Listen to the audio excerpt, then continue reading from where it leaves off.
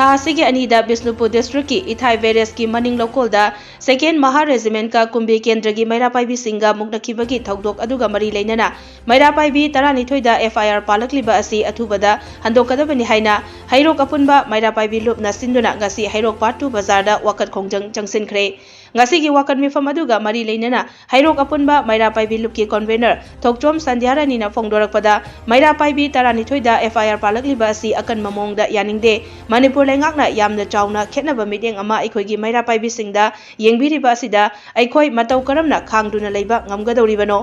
टेक्नोपल district मफम अदुगी नुपी मयाम अमना स्टेट फोर्स सिंग थिंगबा यावना कुकी नुपी सिंगना तौखिबा थबक थवोंग सिंग मियामना उनखरबा ngaktani मदुदना मणिपुर लेंगाकना करिगुंबा एक्शन अमता लौखतखिद्रगा तंपाकी मैरापाइबी सिंग असिदना एफआईआर पांदुना अचान मिराई नाइबगी थवोंग मणिपुर लेंगाकना करंबा वाखलोंदा तौबिरिबनो हाइना हंगलदुना अथुबदा एफआईआर हंदोक्ट्रबदि अकनबा खोंजंग चंगसिलगनी अमदे मणिपुर पुंबगी ओइना चंगसिलकपा खोंजंग सिंगदसु हैरोक अपुनबा मैरापाइबी लुपना मतेंग पांगनी हाइखि महाकना मखा ताना हाई मणिपुर लेंगाकना पाउचे की एडिटर सिंगबु फादुना अकी अखंग पोखनबा पाउमी की चिन मेनबा होटनबगी थवोंग असि अकनबा मोंगदा यानिंगदे मियामदा वाखल लौसिंग पीबता नतना अचुंबा असेंगबा ngangbagidamakta miyam asibu machin punsinba makhong makhut फाजिनबगी थवोंग असि मतुंगदा तौबिगनु हाइरदुना मियामना अकनबा खोंजंग चंगसिलकपा अमदे मियामगा ई नाइ तानबा थौदोक असि Manipur अमदे India लेंगाकना कयाम कुइना येंगबा पांबिरिबनो हाइनसु हंगलकली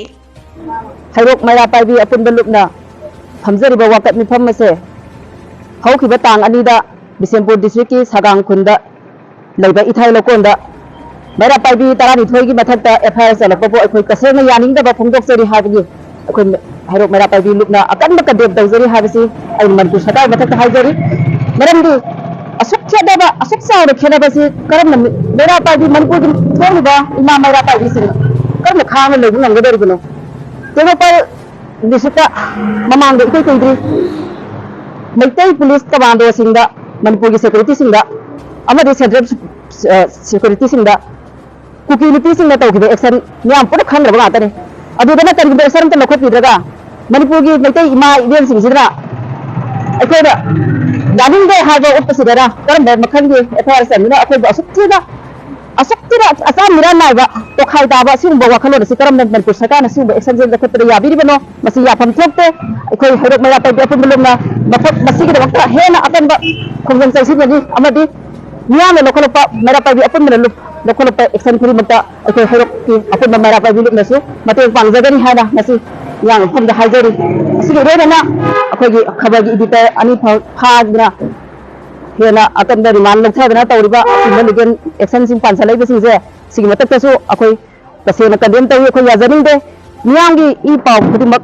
pholiba miyam da knowledge piriba miyam gi wakhal sing oheliba amadi thokliba irang sigi damakta asumba mari khara khabi gi damakta senja thunja gi magai dagi pusalalaga sigumba tongan ba phibam amada मियाम से हेन मक्चिन पुनसनबा मखोम खुद याहनदबा सिगुंबगी थबकसे तौबिगनो अखोइ तसेगे याजरी अमदि मियामगी अतंब फंजन चंसलप मियामगी अशोक अना अमदि ई नाइ तानबसे मनपुर सरकार अमदि central government कयाम यामनि Young पांबिरिबनो असुपैना अखोइ work लब मतमसिदा असुगुंबा असा मिरा नाइबगी थवंग थुदौसे अखोइ अपुनबा मै हैरोकी मैरापाइबी लुपना याजरिंदे